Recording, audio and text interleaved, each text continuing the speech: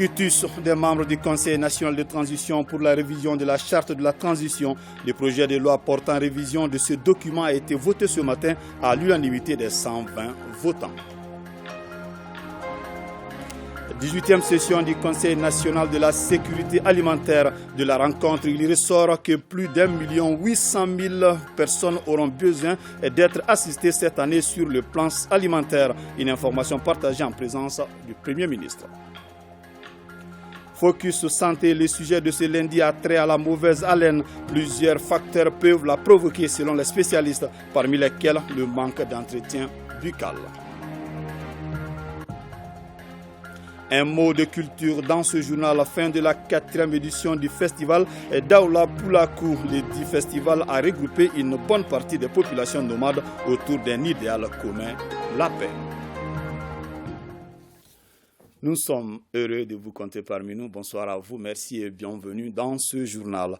Lors de sa session extraordinaire de ce lundi 21 février 2022, le Conseil national de transition a voté 120 voix pour, 0 contre et 0 abstention le projet de loi portant révision de la charte de la transition. Le compte-rendu de cette session avec Adama Djimde. Ça y est, le projet de loi portant révision de la charte de la transition du 12 septembre 2020 est adopté par le Conseil national de transition. 120 voix pour, 0 contre, 0 abstention. Par ce vote, le CNT donne feu vert aux autorités de la transition pour poursuivre de façon légale les grands chantiers en cours. Auparavant, les 11 commissions du CNT avaient minutieusement analysé le texte et donné leur quitus à la satisfaction de la ministre qui a porté le projet. Avec le vote presque à l'unanimité, vous avez vu vous-même, qui consacre la révision de la charte. On est un tournant décisif de la vie de notre nation et c'était important qu'on nous octroie cette nouvelle confiance pour pouvoir continuer sereinement la mise en œuvre des objectifs de la transition et notamment de la refondation de notre pays. Tout au long de cette transition, nous avons connu un certain nombre de soubresauts, un certain nombre de situations extrêmement difficiles dont il était normal qu'on puisse chercher à adapter la charte conformément à l'évolution de notre contexte socio-politique. Le CNT a également voté les propositions d'amendement de la charte à 118 voix pour, 0 contre, 0 abstention. Donc la charte ainsi révisée rallonge le nombre des membres du CNT de 121 à 147, supprime le nombre des membres du gouvernement. L'une des principales innovations, c'est que la transition prend fin avec l'élection présidentielle organisée par les autorités de la transition, la prestation de serment et la passation des charges au nouveau président élu.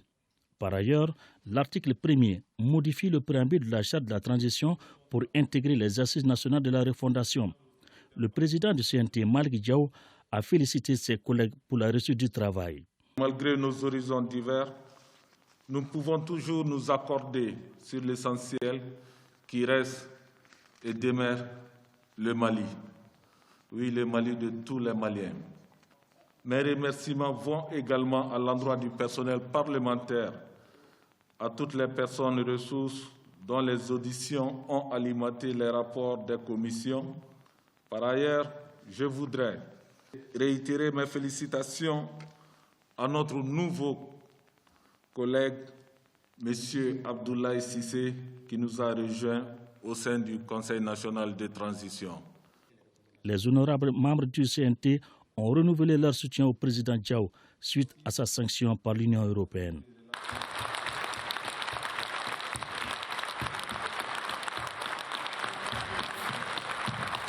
À l'ouverture de la session, nous avons tenu à faire une véritable standing ovation à l'endroit du président, l'honorable colonel Malick Diaw, par rapport aux sanctions infligées injustement par l'Union européenne à son égard, et aussi lui magnifier notre remerciement et notre profonde gratitude vis-à-vis de tout ce qu'il fait pour l'épanouissement et le bien-être du peuple malien. Le président Diaw bénéficie ainsi du soutien de tout le peuple malien qui l'encourage à poursuivre l'œuvre de construction nationale. Plus d'1,8 million personnes auront besoin d'être assistées cette année sur le plan alimentaire et nutritionnel. Une enveloppe d'une valeur de 24 milliards de francs CFA sera nécessaire pour les actions du commissariat à la sécurité alimentaire. Ce sont là quelques informations rendues publiques lors de la 18e session du Conseil national de la sécurité alimentaire tenue ce lundi sous la présidence du Premier ministre Dr Shogel Kokala Maïga. Plus de détails avec Salimatan Daou et Djeli Makan Djabati. Projection d'images capitalisées tout au long de l'année sur le terrain par le commissariat à la sécurité alimentaire. Une approche choisie par la structure pour mieux communiquer sur la situation de communautés les plus touchées par l'insécurité alimentaire et nutritionnelle, afin de trouver ensemble avec les partenaires techniques et financiers des solutions adéquates et durables. En 2021, la production céréalière est jugée moyenne ou mauvaise selon les localités. Le changement climatique fait toujours parler de lui. Les conditions pastorales ne sont pas non plus les meilleures. Les prix des denrées sont à la hausse sur le marché. Sans oublier la pandémie du Covid-19 qui paralyse tous les secteurs. Sur la base de ce bilan, les acteurs ont fait des projections pour 2022. Le budget cette année qu'il faut pour secourir les personnes en sécurité alimentaire, c'est 24 milliards de francs CFA, dont la plus grande majorité est déjà acquise et une stratégie de mobilisation des fonds est en cours pour couvrir le gap.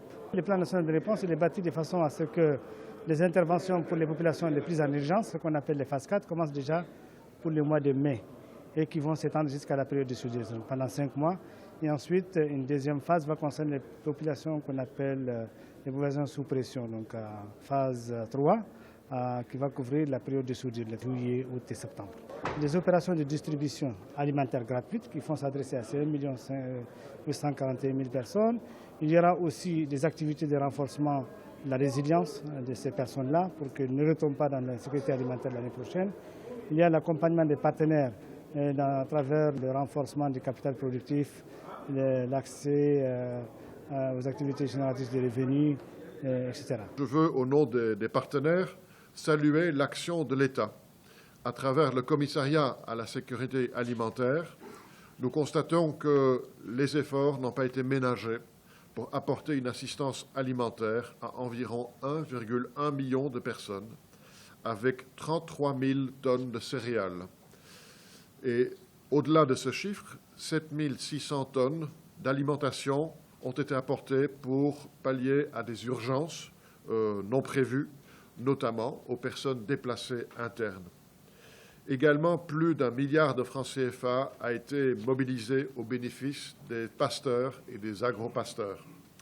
Ce sont ainsi, Monsieur le Premier ministre, plus de 8 milliards de francs CFA qui ont été investis via le dispositif national pour répondre à la crise passée. La mutualisation des efforts des différents acteurs reste une clé de la réussite de cette réponse. À l'issue de la session, le chef du gouvernement donne des idées concrètes qui, selon lui, pourront inverser la tendance si elles sont matérialisées. Nous avons fait le constat que nous investissons beaucoup dans les importations. Beaucoup d'exonérations sont faites chaque année sur le riz, sur différents produits. Nous sommes arrivés à la conclusion qu'en vérité, quand vous investissez ces montants-là pour produire, motivant des jeunes qui ont fait les écoles d'agriculture, certainement qu'on aura un double bénéfice, sinon un triple. D'abord, l'argent reste ici, ça crée des emplois, et puis on a l'autosuffisance alimentaire. On va être à l'abri des embargos qui pourraient venir à tout moment, parce que maintenant, on a compris que les embargos sont des moyens d'assujettir les pays souvent par procuration, comme nous l'avons dit. Des étudiants, des managers qui sortent des écoles de management, des écoles d'agriculture, je suis sûr que si on crée les conditions, on les donnerait quelques hectares dans les zones de l'OFI du Niger. Avec leurs connaissances, les méthodes modernes, ils doivent pouvoir produire 4, 5, 10 fois plus que les agriculteurs ordinaires, qui changent mais de façon un peu plus lente les habitudes. Il faut désormais que tout ce qui vient comme financement dans le pays, qu'on puisse au moins avoir une vision d'ensemble, les ONG, les gouvernements, les partenaires. Pour notre propre gouvernement, il serait bon qu'on sache qui fait quel apport financier, quel type d'aide au Mali, pour qu'on connaisse le poids réel des partenaires. Quand vous avez faim, vous pouvez subir toutes les humiliations du monde. Toutes les humiliations qu'on peut imaginer. Un homme qui a faim. La nourriture de la population, c'est un élément stratégique pour l'État, au même titre que la défense. Le président de séance dira que le Mali devra utiliser sa situation d'isolement de l'organisation sous-régionale pour développer les potentiels non exploités du pays. Je suis convaincu que cet embargo va servir d'opportunité. Donc nous voulons qu'au sortir de cette guerre et de tous ces obstacles qu'on a vécu, qu'on saisisse ça pour reconstruire un nouvel État qu'on appelle le Mali frère. Quelqu'un qui a parlé de l'assistanat, il faut qu'on sorte de ça aussi. Donc pour sortir de ça, il faut que les gens apprennent à produire et travailler. Et que l'État encourage, valorise, met en exergue, donne des médailles, donne des récompenses, montre un exemple ceux qui produisent dans le pays. Pour conclure, le Premier ministre a félicité le ministre commissaire à la sécurité alimentaire et toute son équipe pour le travail de qualité fourni et leur a demandé de tout mettre en œuvre pour consolider ses acquis. Le Conseil économique, social et culturel a bouclé la première session ordinaire de sa 6e mandature. Les réformes politiques, institutionnelles et sécuritaires étaient au cœur de ses travaux. Le Conseil économique, social et culturel apporte ainsi sa contribution au processus de réforme engagé dans notre pays. Aloussène Touré. Cette première session du Conseil économique, social et culturel s'est tenue du 7 au 21 février 2022. Le thème de la session est les réformes institutionnelles, politiques et sécuritaires, contribution du Conseil économique, social et culturel. Le Conseil, après en avoir délibéré, a formulé plusieurs recommandations et résolutions. Dans le domaine des réformes politiques, le Conseil a proposé notamment la relecture de la loi électorale, le toilettage du fichier électoral, un plan de carrière pour les fonctionnaires, etc. Au titre des réformes institutionnelles, le Conseil économique, social et culturel a proposé la révision de la Constitution du 25 février 1992 et la révision de la loi organique sur le fonctionnement de la Cour constitutionnelle. Au titre des réformes sécuritaires, amender la loi de programmation sécuritaire en loi de programmation et d'orientation sécuritaire. Adjoindre le Conseil économique, social et culturel comme destinataire du rapport final du commissariat à la sécurité nationale. Adopter une nouvelle carte militaire et sécuritaire et un meilleur maillage du territoire avec des forces armées et de sécurité bien formées, équipées et professionnelles pour faire face aux nouvelles menaces auxquelles le pays est confronté. Le président de l'institution a rendu hommage à tous ceux qui ont participé à l'atteinte de ces résultats, des hommages qui s'adressent autant aux membres du CNT qu'aux membres du gouvernement et aux experts venus épauler l'équipe. Les réformes politiques, institutionnelles et sécuritaires s'avèrent aussi au-delà de la forte aspiration d'une frange importante de nos compatriotes comme un processus irréversible, une thérapeutique de choc pour atténuer, voire sauver les grands corps malades, les Mali. À cet effet, nous saluons cette forte volonté politique des plus hautes autorités. Pour autant, nous les exhortons à privilégier des aspects qui nous paraissent indispensables. Il s'agit en l'occurrence de la communication d'acceptabilité. Le second aspect est relatif à l'inclusivité. Il faut rappeler que le Conseil économique, social et culturel émet des avis à titre consultatif. La conférence de lancement du processus budgétaire 2023 s'est tenue le jeudi dernier au ministère de l'Économie et des Finances. Elle marque le début du processus d'élaboration de la loi des finances publiques au titre de l'année 2023. Inaba. Cette traditionnelle conférence de lancement des travaux du processus budgétaire 2023 se tient dans un contexte particulier. C'est pourquoi la rencontre s'est tenue en visioconférence, permettant ainsi le respect des mesures barrières. 3 thèmes sont inscrits à l'ordre du jour de cette conférence. Les enjeux et défis entre la réforme budgétaire et celle administrative, la pratique de l'évaluation des programmes, l'animation du dialogue de gestion au cours du processus budgétaire. La croissance économique s'établirait autour de 5,5% en 2023 et l'inflation demeure contenue dans la norme communautaire de 3%, soit 2%, même si on constate une certaine hausse au niveau international, surtout dû en tout cas aux effets néfastes de la maladie à coronavirus. Depuis 2018, le Mali a basculé en gestion budgétaire en mode programme. La mise en œuvre de cette réforme majeure, des textes législatifs et réglementaires ont été adoptés. Le processus budgétaire de 2023 s'appuiera sur la situation macroéconomique du pays des années précédentes. En 2023, les perspectives macroéconomiques indiquent une reprise de l'activité économique avec un taux de croissance réelle attendu de 5,3 contre 3,7 en 2022 et un taux d'inflation stabilisé autour de 2%. Toutefois, la prudence sera observée en matière de politique budgétaire. Cette stabilité macroéconomique doit donc être consolidée et renforcée à travers une meilleure planification budgétaire pour une croissance économique durable et inclusive. Selon le calendrier du processus budgétaire 2023, le projet de budget 2023 sera adopté en Conseil des ministres et sera soumis à l'Assemblée nationale au mois de septembre prochain où il sera examiné et voté. Les épreuves techniques et de culture générale des concours d'entrée à la fonction publique ont démarré le samedi 19 février et prendront fin le dimanche 6 mars 2022. En raison de l'année scolaire, les épreuves se dérouleront uniquement les week-ends. L'ensemble des dossiers est de 63 529.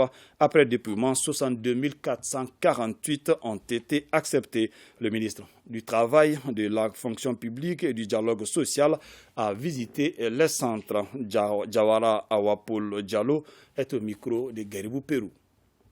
Placé sous le triptyque équité, justice, transparence, 883 postes à pourvoir mis en compétition sont répartis entre 6 groupes de corps. Les 6 groupes de corps sont l'agriculture, le génie rural, les eaux et forêts, élevage, le groupe 2, industrie et mines, construction civile, le groupe 3, informatique, statistique, journalistes et réalisateurs, jeunesse et sport, arts et culture, action sociale, ressources humaines, groupe 4, administration générale, traducteur, interprète, groupe 5, finances, impôts, douane, trésor, groupe 6, santé. Ces 883 emplois induisent une masse salariale de 2 474 794 247 francs CFA. Donc, c'est les efforts que le gouvernement, malgré les sanctions qui sont imposées. Concernant maintenant le déroulement des épreuves, en raison de l'année scolaire en cours, les épreuves se dérouleront uniquement les samedis et dimanches, donc les week-ends, étalés sur 3 semaines, à compter du samedi 19 février 2022 au dimanche 6 mars 2022. Direction Ségou pour parler des cas de réussite dans la zone officerie, secteur de Konodimini. La ferme d'expérimentation de Taïrou Dambélé, ingénieur agronome devenu producteur avec ses 4 périmètres de production et les banques de céréales dans les villages. Des initiatives qui réconfortent le ministre du Développement rural. Modibo Keïta a visité hier ses réalisations et échangé avec les bénéficiaires. Ramata Konate. Le ministre du Développement rural s'imprègne des potentialités agricoles dans la zone officerie Ségou. Ici, à Tamani, secteur de Konodimini, un producteur pilote, Taïrou Dambélé, exploite 4 périmètres dont un site d'expérimentation de 2,50 hectares. J'expérimente d'abord les cultures avant de les mettre en plein champ. Et ils sont en compétition aussi, ceux qui vont montrer leur performance sur le plan rendement, sur le plan résistance aux maladies et sur le plan goût. Ce sont ces plans-là que je les mets en pleine culture dans d'autres périmètres. Il a un système d'irrigation très performant parce qu'il a préféré installer les systèmes goutte à goutte avec sa connaissance du domaine. Ce système goutte à goutte lui permet d'économiser l'eau. C'est des expériences à dupliquer. Il produit pas pour sa consommation, il produit pour le marché. À une dizaine de kilomètres de là, des banques de céréales de Zambougou Zoumaïra et de Bundo, financées depuis 2002 par l'ERS dans le cadre du projet d'appui au développement local à travers le fonds PPTE.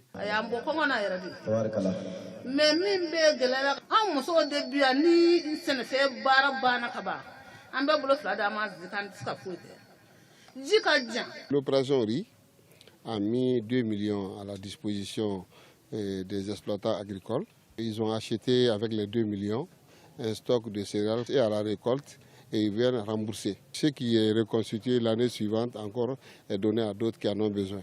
Et lorsque l'année finit, s'il y a un reste qui est dans le magasin, ils vendent cela et ils achètent de l'engrais pour encore donner aux paysans.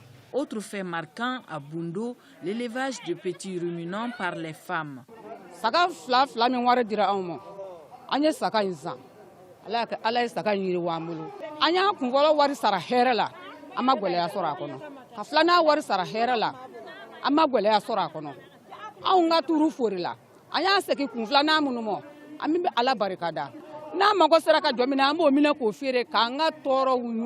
La visite du ministre, c'est aussi l'occasion pour les localités d'égrener les difficultés qui entravent leur développement. Parmi celles-ci, l'insuffisance d'engrais subventionnés par l'État, le manque d'infrastructures de santé. Dans la montée en puissance des femmes, chaque composante de l'armée a une mission spécifique dans le cadre de l'opération Maliko. La gendarmerie, de son côté, s'active jour et nuit pour jouer sa partition. C'est ainsi que dans le secteur 4 de l'opération Maliko, sur l'initiative du commandant de la 6e région de la gendarmerie nationale à Mopti, des hommes lourdement armés ont entrepris une vaste opération de patrouille en vue de sécuriser les personnes et les biens. Nos envoyés spéciaux sur la ligne de front, Ousmane Diakité et Aloubé Kone. Celui qui a la volonté ne manque pas d'initiative, a-t-on coutume de dire. En tenue d'opération, gilet pare-balles, casque lourd, chaussures sahariennes, avec un AK-47 en main, que le commandant de la 6e région de la gendarmerie a sévaré, le colonel Mohamedou Sine Doucouré, déclenche une traque sans merci des terroristes dans les villages sous leur emprise dans la zone de Bodjangara. Nous avons beaucoup souffert de la présence des djihadistes dans notre village. Mais depuis que l'armée a commencé les patrouilles, nous sommes rassurés. Les djihadistes ne viennent plus nous agresser, ni brûler nos maisons ou voler le bétail. Nous remercions nos forces armées pour avoir mis fin à tout ça. Que Dieu protège nos militaires. Avec cette méthode de police de proximité propre aux hommes de l'unité bleue, il se lance sur la RN15 Bodjangara-Sévaré pour fouiller les nids criminogènes. Depuis un certain temps, comme vous le constatez également, avec la multiplication des différents événements sur la dite RN15, donc les autorités se sont inscrites dans une nouvelle dynamique, c'est-à-dire intensifier les patrouilles dans la journée sur la RN15 afin de permettre à la population de vaguer à leurs besoins quotidiens. Ayant les soucis constants et un esprit d'anticipation, le colonel Mohamedou Sine Doucouré et ses hommes sont dans une offensive contre les groupes armés terroristes. Ils sont prêts à en découdre avec ces hommes sans foi ni loi pour que les populations locales puissent mener une vie normale. Dans le cadre de nos missions régaliennes, nous travaillons dans le secteur 4 de l'opération Maliko, à travers nos présences sur le terrain dans certaines emprises où nous travaillons seuls, en solo, ou souvent en mixte avec d'autres forces de l'armée, sous le commandement du commandant du secteur 4 de l'opération Maliko. Donc la gendarmerie n'est pas du tout en marche. Nous menons des opérations sur le terrain qui sont concluantes. Si la guerre se résume aux moyens et aux renseignements d'après eux, leur commandement a mis le paquet non seulement pour la formation des éléments qui sont engagés sur le terrain, mais aussi pour l'acquisition des équipements modernes pouvant détecter tout objet suspect. La gendarmerie nationale, ce n'est pas seulement l'intervention terrestre, elle intervient aussi sur les cours d'eau et cela se voit dans la 6e région de gendarmerie à Mopti. Le plan d'eau constitue une faiblesse pour nos opérations et nous, gendarmerie, nous avons reçu la mission à travers la brigade fluviale d'effectuer des patrouilles permanentes sur le fleuve. Et ces patrouilles se font du jour comme de nuit. Donc ces fouilles, ces contrôles nous ont plusieurs fois permis de récupérer des fraudes. Et ce qui est très intéressant dans le cas particulier de maintenant, c'est que nous avons saisi plusieurs fois des quantités importantes de carburant destinées aux groupes armés terroristes. À chaque étape de cette opération de sécurisation, les gendarmes utilisent les moyens adaptés. Ainsi, lors de la patrouille nocturne, les éléments du colonel Doucouré embarquent sur les engins à deux roues. Nous faisons désormais des patrouilles de jour comme de nuit en moto. Et puisque les ennemis sont armés, souvent ils ont les mêmes armes que nous. Donc on a un peu transformé certaines de nos motos Les quads que vous avez vus tout à l'heure sont montés de PKM. Les motos à 2 roues également portent 2 gendarmes qui sont armés d'armes automatiques. Donc ça nous permet de faire ces patrouilles et de sécuriser les personnes qui vivent ici. À ces rythmes de montée en puissance de nos forces armées, la fin des agissements des groupes terroristes sur notre territoire n'est qu'une question de jours.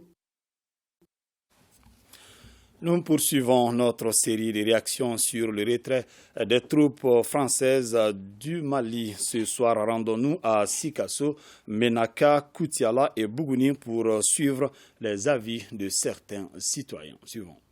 C'est la France même qui a décidé qu'ils vont. Et après, ils ont donné un délai. D'ici tant de mois, nous allons partir. Mais nous, les Maliens ne doivent pas attendre cela. Le gouvernement malien doit accélérer leur départ. Et tout en veillant sur leur départ également. Il ne faudrait pas qu'ils minent nos terres ici avant de partir. Nous accueillons favorablement cette décision des autorités maliennes.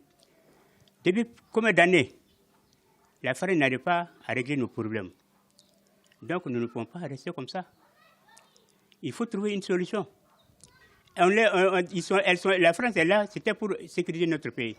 Mais nous trouvons que c'est le contraire. Nous lançons des tueries tous les jours. Vraiment, nous saluons cette décision des autorités maliennes. Avec l'union sacrée autour de notre gouvernement, autour de notre pays, nous pourrons vraiment nous en sortir de cette histoire. Nous, on reste toujours derrière les décisions prises par nos autorités. Toute personne qui pense aider, qui dans le cadre de nous accompagner avec les autorités de notre pays, on est là pour les accompagner. Si les gens décident de partir, on ne voit pas d'autre alternative que de nous aligner derrière nos autorités, prendre notre destin en main. Aujourd'hui, nous savons que les résultats obtenus en 8 mois sont supérieurs cette fois aux résultats réalisés par Barkhane et Tokuba pendant les 10 ans, les 8 ans. Je soutiens le gouvernement. Je soutiens la transition. Ils ont bien réagi. Le pays, nous sommes prêts à les défendre, à les protéger, à les accompagner. La France n'a fait que défendre ses intérêts au Mali. Mais les intérêts du Mali, non. La France ne fait que nous exploiter. Ça suffit maintenant. Assez. Allez, adieu. Je suis animé d'un sentiment de fierté. Nous soutenons notre armée qui est engagée et qui est fidèle à son destin. Nous avons un gouvernement responsable et qui doit être soutenu par le peuple malien dans ses engagements. Et raison pour laquelle moi je soutiens fermement la décision de l'État. Napoléon a dit qu'il préfère que son armée soit commandée par un seul mauvais général que par 2 bons. Le Mali étant un pays souverain, je pense que nous avons notre droit légitime ou constitutionnel, ou si je vais dire universel même, est de choisir les partenaires que nous voulons. On a traité avec la France. La France a été appelée, selon eux, à venir à notre secours. Mais c'est la France qui a allumé ces feux-là, qui l'a attisé et qui est venue jouer le rôle du pompier. Bon, maintenant, si nous nous sommes rendus compte de ces jeux que la France est en train de faire au Mali et que la population a décidé de mettre fin à cette situation, je ne vois pas où est le problème. Si la France demande à partir, à nos jours, nous voyons que beaucoup de localités sont en train d'être libérées. Donc nous faisons confiance à notre armée. La France n'est pas le seul pays partenaire. Le Mali a d'autres partenaires. Donc, ce que je demande à la population, de coopérer avec l'armée malienne en donnant des renseignements. Partons à Taoudeni pour parler d'une rencontre intercommunautaire. Il s'agit à travers cette initiative d'établir un cadre d'échange entre tous les acteurs de la région pour apaiser les tensions. Chirfou Moulaïdra. Par cette rencontre intercommunautaire, il s'agissait d'engager une médiation entre les autorités intérimaires, les groupes armés et les acteurs de la société civile en vue d'apaiser les tensions liées au dernier découpage administratif. Pour la toute première fois, avec l'appui du centre HD, nous tenons des assises sur notre terroir. Cela témoigne de l'engagement de tous les responsables locaux à œuvrer pour un développement durable de notre cercle et de la région. Ces engagements que nous allons suivre, que vous allez vous-même identifier à travers cette rencontre, va permettre à HD de vous accompagner sur le long terme à pouvoir chaque fois que besoin y ait de regrouper les acteurs, de les former. 2 jours durant, les autorités intérimaires régionales et locales, les autorités administratives, les responsables de la société civile, les chefs de fractions et de villages ont échangé en vue d'apaiser les tensions, faciliter ainsi un processus de médiation entre les autorités intérimaires et la communauté d'Achourat. Les populations d'Achourat sont avec le président de la transition, le colonel Assimi Goïta, pour une meilleure réussite de la transition. Nous sommes plus que jamais engagés à développer notre cercle. Cette rencontre nous y aidera sans nul doute. Pendant 2 jours d'échanges, les leaders communautaires ont pris des engagements dans le cadre de la réconciliation et de la paix. À l'issue de la rencontre, des engagements ont été pris pour consolider la paix et la sécurité dans la région de Todeni. L'Agence nationale pour l'emploi NPE vient de tenir la 9e session ordinaire de son conseil d'administration. Au centre de ce conseil, les activités de l'Institut national d'ingénierie des formations professionnelles, service encadré par le département en charge de l'emploi. Adam Koulibaly. À cette session, ils sont responsables de l'Institut d'ingénierie de formation professionnelle INIFOR avec leurs partenaires invités. Durant les travaux, ils plancheront sur, entre autres points, le rapport d'activité, le bilan financier de 2021, le budget prévisionnel de 2022 de l'INIFOR. Ces rapports, aussi bien que ces programmes, s'articulent autour des axes suivants. L'élaboration et la mise en œuvre de plans de formation, l'élaboration des référentiels de formation et la production des outils et moyens pédagogiques et didactiques. La consolidation de l'approche par compétences, le renforcement des capacités du personnel de l'uniforme. Le ministre Doumbia, avant de demander l'engagement des membres du Conseil pour la réussite des missions assignées à l'Institut, n'a pas manqué de rappeler les activités déjà menées. Par rapport aux prestations, il convient de citer l'élaboration et la mise en œuvre de 2 plans de formation, l'élaboration de 6 référentiels de formation, l'adaptation de 10 programmes de formation et 30 guides d'accompagnement, l'élaboration de 19 fiches emploi-métier, l'adaptation de 10 fiches emploi-métier, la formation de 128 formateurs de CFP, la formation de 70 maîtres d'apprentissage de la région de Sikasso en pédagogie selon l'approche par compétences, la formation de 69 maîtres d'apprentissage en tutorat, la formation de 155 formateurs des centres de formation en planification, documentation et d'évaluation et suivi. Le premier responsable du département de l'emploi a reconnu l'insuffisance du budget alloué à l'INIFOR, sans oublier bien sûr de signaler les problèmes de paiement des créances. Le budget prévisionnel du Laboratoire national de la santé est estimé à 1,52 milliard de francs CFA pour l'année 2022 contre 1,37 milliard en 2021. La structure analysée, près de 2000 échantillons de médicaments, d'aliments et de boissons en 2021. Toutes ces informations ont été données à l'ouverture de la 32e session ordinaire du Laboratoire national de la santé. Batraoré. Le Laboratoire national de la santé a mobilisé 1,37 milliard de francs CFA en 2021. Ce montant représente 87,30% des prévisions et a été exécuté à hauteur de 92,60%, conformément à sa mission de contrôle de la qualité des médicaments, aliments, boissons et autres substances. Pour cette année 2021 écoulée, nous avons réalisé à peu près 2000 analyses par rapport aux médicaments, par rapport aux aliments, par rapport aux boissons et les eaux. Et sur ces analyses, bien entendu, concernant les médicaments, il y a à peu près 2,8% de médicaments qui étaient non conformes, à peu près 30% d'aliments qui étaient non conformes. Pour les eaux, il y avait une certaine disparité. Pour l'année 2022, le LNS affiche ses ambitions et s'engage au renforcement de ses capacités dans le cadre de la mission qui lui est confiée. Le programme d'activité 2022 du Laboratoire national de la santé est assorti d'un projet de budget équilibré en recettes et en dépenses à la somme de 1,52 444 000 francs CFA. Au regard des attentes et des missions assignées, le LNS a besoin de l'accompagnement fort de tous les acteurs impliqués et une mobilisation conséquente des ressources, l'accompagnement et l'appui des partenaires techniques et financiers. Au nombre des priorités, l'accent est mis sur l'accréditation initiale du contrôle des médicaments. Pour ce faire, le représentant du ministre en charge de la Santé a recommandé aux administrateurs plus d'attention à ces dossiers. Plus de 5 milliards de francs CFA, c'est le coût de réalisation de la polyclinique Les Orangers qui vient d'ouvrir ses portes à Banankoro, commune rurale de Sanankroba. Dotée d'un plateau technique multidisciplinaire, des appareils de pointe et des pavillons de référence, son implantation, selon son promoteur, amoindrit les évacuations hors du pays. Fadima Keita et Adama Kamara. La coupure officielle du ruban de la polyclinique Les Orangers de Banankoro donne l'opportunité aux autorités et à la population de découvrir son plateau technique ultramoderne et multidisciplinaire. Bâtie sur 5 hectares, elle est le fruit d'un double partenariat, un fonds hollandais et un projet tunisien. La polyclinique comporte 4 blocs opératoires.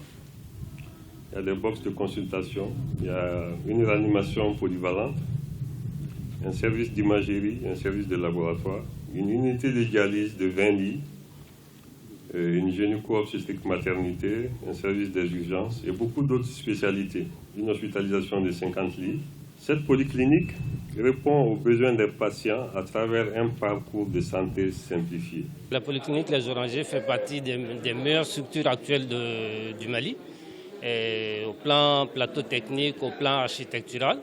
Et je pense que sur le plan de la pratique médicale actuellement, il faut compter avec cette polyclinique. Cet hôpital de proximité, projet de 12 ans mûri par le couple Sow et ses partenaires, est très apprécié par le département de tutelle et la population de la commune de Sanankoroba. Finalement, nous n'irons plus à Bamako pour les soins. Madame les ministres, nous vous demandons de bien vouloir accompagner cette structure sanitaire pour le bonheur de nos populations et de tous les peuples maliens. Il n'est caché à personne que la priorité des hautes autorités de la transition s'inscrit dans cet objectif d'amélioration du plateau technique, de renforcement du plateau technique. J'invite les administrateurs à faciliter l'accès en contractualisant avec les organes de la couverture sanitaire universelle de la CANAM, de l'ANAM. L'accueil, la qualité des soins et l'environnement constituent le premier réconfort du patient. À présent, la situation de la pandémie à coronavirus dans notre pays. Les services de santé ont enregistré 6 nouveaux cas positifs sur 781 tests réalisés. 7 patients guéris, 0 décès. À ce jour, 706 patients sont sous traitement. L'organisation des jeunes patrons OGEP vient de procéder au lancement de la 2e édition de la compétition entrepreneuriale en milieu universitaire. Il s'agit pour les organisateurs de créer un cadre permettant de promouvoir la culture entrepreneuriale chez les étudiants. Adam Traoré. Développer l'esprit d'entreprise chez les jeunes, futurs acteurs du marché de l'emploi. Booster l'entrepreneuriat chez les jeunes en milieu universitaire.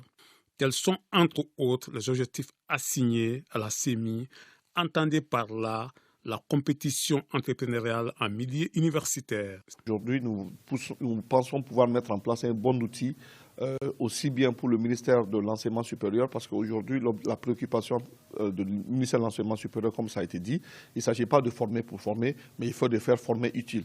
Et former utile déjà, c'est d'intégrer l'aspect entrepreneurial dans la formation académique. La compétition permettra aux étudiants de mettre en exergue leur génie créateur et leur potentialité dans les domaines entrepreneuriaux. Depuis l'université, amener les jeunes à réfléchir, à prendre des idées parce que les capacités d'absorption de l'État ne permettent plus d'accueillir tous ces nombreux jeunes. Que les jeunes étudiants puissent être des acteurs de cette compétition-là et qu'à partir d'ici, nous puissions demain nous rendre compte que nos étudiants, à partir de là, ont des idées qui peuvent permettre de porter le Mali, de sortir le Mali des différentes crises que nous avons pu connaître. À noter que la première édition du concours a eu lieu en 2016. Pour cette année, les 12 universités candidates vont représenter les différentes régions du Mali à travers une connaissance générale de ces localités.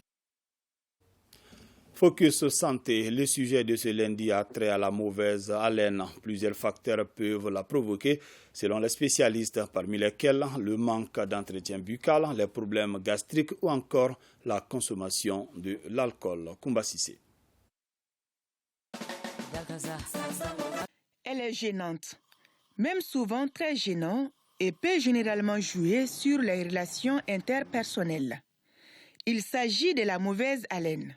Nos différentes interlocutrices ne se gênent pas du tout à ouvrir leur cœur à propos de cette mauvaise odeur buccale.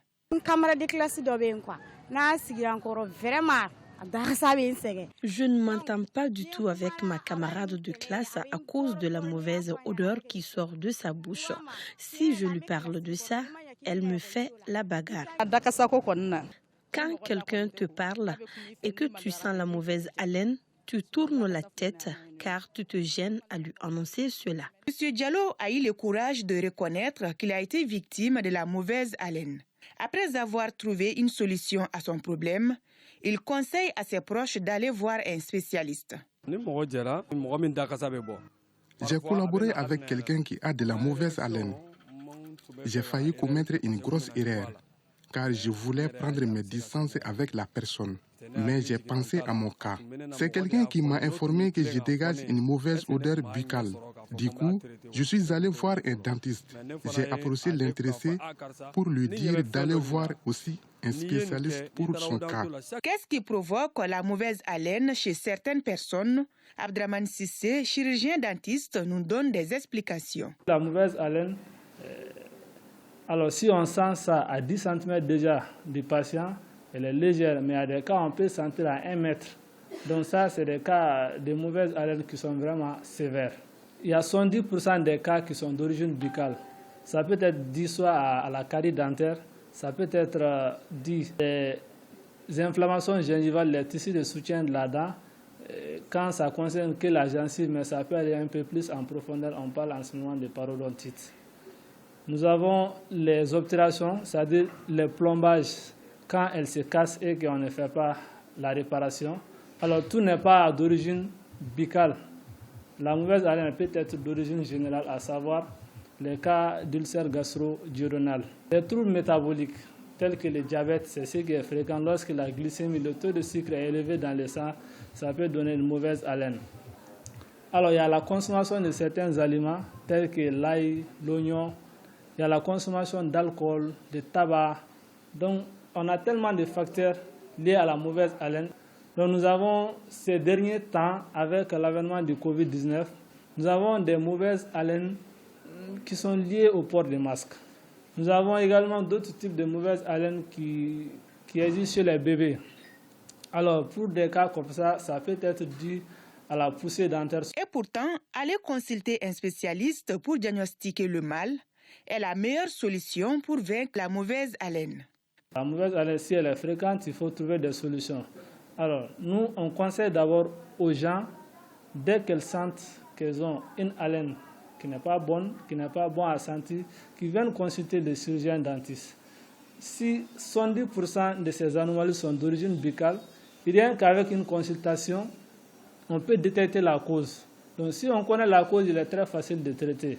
D'abord, si c'est des cas liés à l'inflammation gingivale, à un dépôt de plaques, on peut faire un détartrage au fauteuil. C'est rapide, c'est simple et puis ça permet de régler le problème. Sachant bien que la mauvaise haleine, ça a un impact psychologique, social et professionnel. Donc du coup, consulter un chirurgien dentiste, s'il y a des caries, si la cause est liée à la carie dentaire, il est possible de soigner. Si c'est des dents qui sont délabrées, qui sont défectueuses, qui sont en bouche, qui n'est pas possible de soigner, on peut les extraire.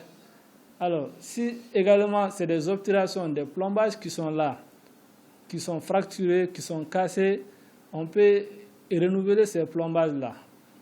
Et si l'origine n'est pas buccale, il arrive que nous référons des patients pour aller consulter d'autres spécialistes du domaine.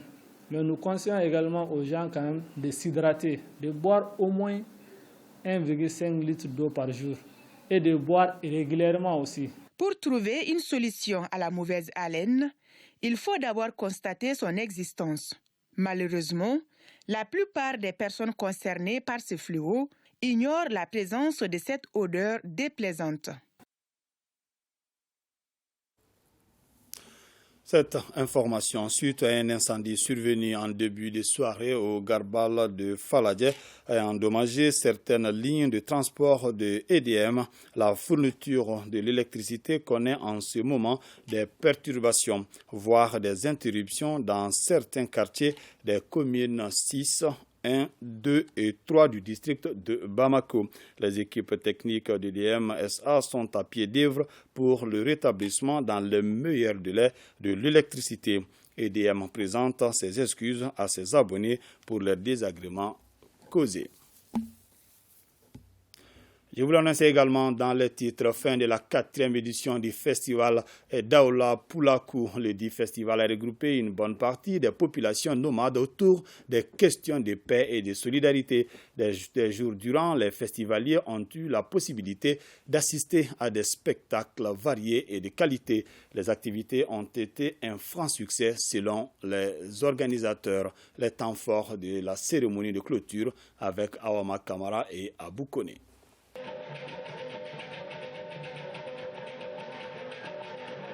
Nioro, ville cosmopolite, et c'est ici que se côtoient les différentes ethnies dans une ambiance festive. Le dénominateur commun est la promotion de la diversité culturelle du Mali. La 4e édition du festival Daoula Poulakou concourt donc au resserrement des liens entre les ethnies. Des Peuls en symbiose avec leurs cousins Dogon ou Bois, des Sarakolais unis au Djawambe et bien d'autres pour la paix sociale et le vivre ensemble. Depuis Lawale Sigi Kadi,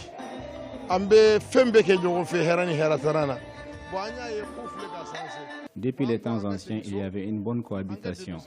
On faisait tout ensemble. Les choses ont changé. Nous avons voulu créer ce cadre pour apprendre beaucoup de choses aux enfants, comme la paix, le vivre ensemble. Ces soirées culturelles permettent aux nostalgiques de se remémorer et à la jeune génération de se ressourcer.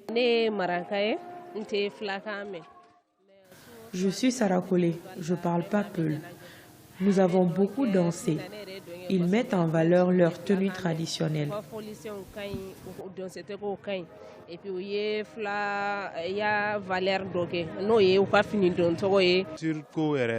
Ce festival nous permet de découvrir les richesses culturelles. À travers ces spectacles, les artistes véhiculent des messages de soutien et de solidarité pour un Mali stable. Les cultures diffèrent. Nous avons vu et appris beaucoup de choses ici à Nioro.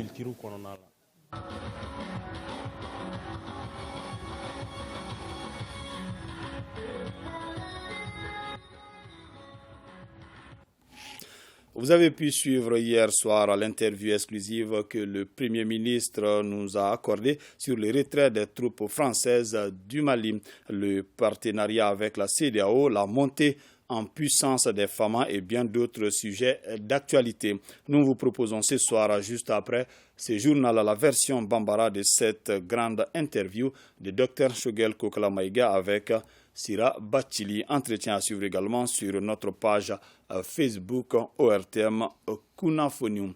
C'est donc la fin de ce journal. Merci de l'avoir suivi. Que le bon Dieu nous assiste.